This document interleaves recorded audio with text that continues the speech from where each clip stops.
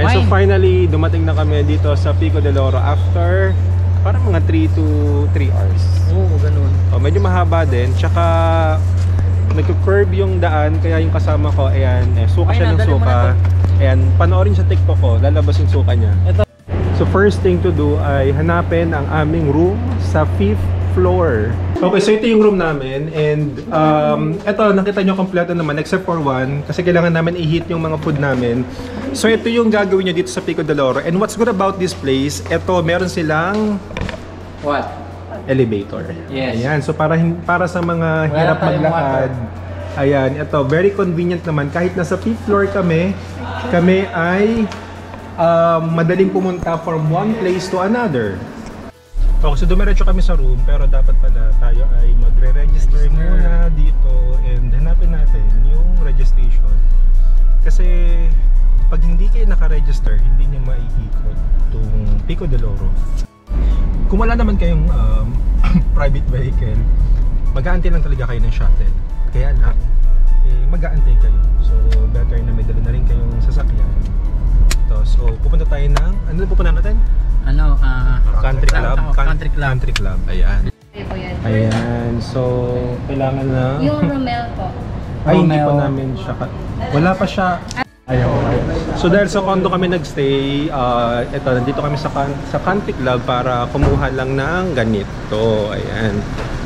Para maikot natin itong Pico del Oro and we are now set to explore this place. Okay, so tayo ay pupunta ngayon sa sports area kung saan nandoon na yung mga kasama namin. Dahil dito sa Pico del Oro, marami kayong pwedeng gawin. And dito, so we will see yung kanilang basketball court and other amenities pa dito sa Pico del Oro.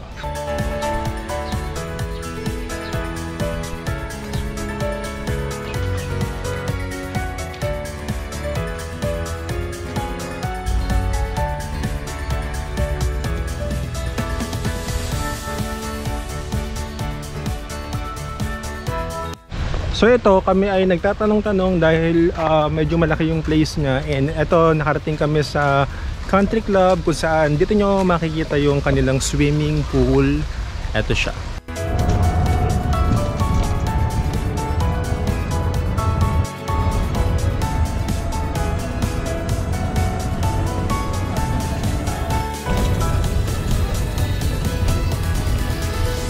So finally, nakarating na kami dito sa beach. And eto, so pino naman yung buhangin and maganda naman yung place, malawak. So libutin muna natin kung ano yung pwede pang magawa dito kasi ayan, maraming spot na pwede yung tambayan. Ayan, so makita nyo naman, ayan ang mga tambayan nyo, meron ding lifeguard and eto ang view na makikita nyo dito. Ayan, isa sa mga area dito kung saan pwede ka mag-emote habang nakikita mo ang dagat dito sa Pico del Oro. Ayan, may mga batuhan din kung saan medyo malayo-layo na siya sa crowd. Pupuntahan nyo talaga at maganda rin siyang talagang puntahan.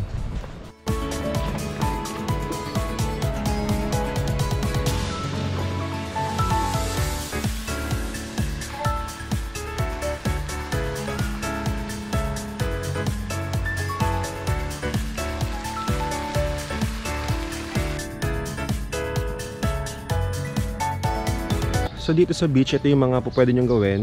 Nakalista naman. So beach volleyball, soccer, rugby ball, bird watching, frisbee, sandcastle making. Ito, basahin nyo na lang. Ayan, morning walk, jog, Hidden Valley Trail. Asasan yun? And morning stretch. Pero ang gagawin na lang natin ay maglakad. Kasi malawak naman yung lugar dito. So bye-bye na natin itong beach. Ito, makita nyo sa may right side. Ayan ang emote area. So dyan kayo magstay, humiga habang nakaharap sa dagat.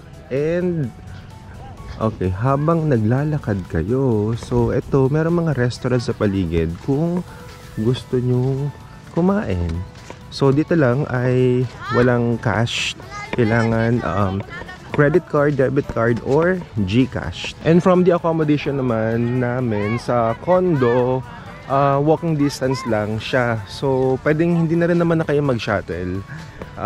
And siguro mga nasa 5-minute walk lang naman. And dito sa dagat, eto. And wala masyadong kaalon-alon. And naglilimit din sila ng oras kasi meron daw mga jellyfish. Ayan. So, iniiwasan lang na yung iba ay malagyan. And dito until 6 PM lang. Pag nasa 6 PM, meron nang magsasabi na off-limit na yung beach. And speaking of jellyfish, ito may nakasulat, jellyfish. Pero, nakita nyo, meron pa rin mga nagsuswimming. So, ingat na lang. Baka malapitan kayo ng jellyfish.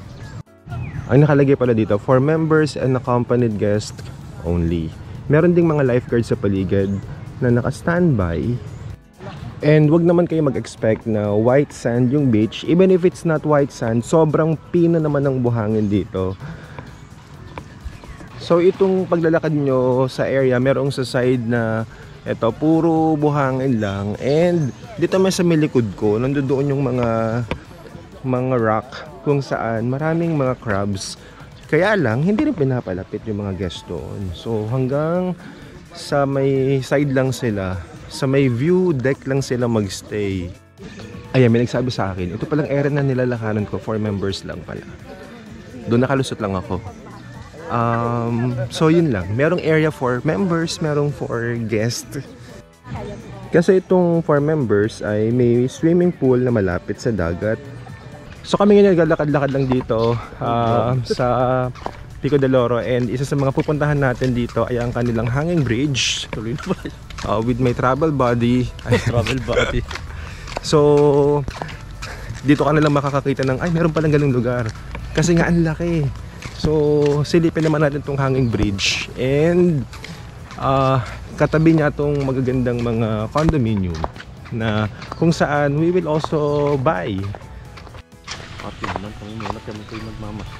Ayan na po yung hanging bridge kung saan isa lang po ang iniaalaw. And sa haba ng nilakad namin, eto na po, nakarating na namin. Kaya lang, meron pong aantayin namin guest na matapos siya.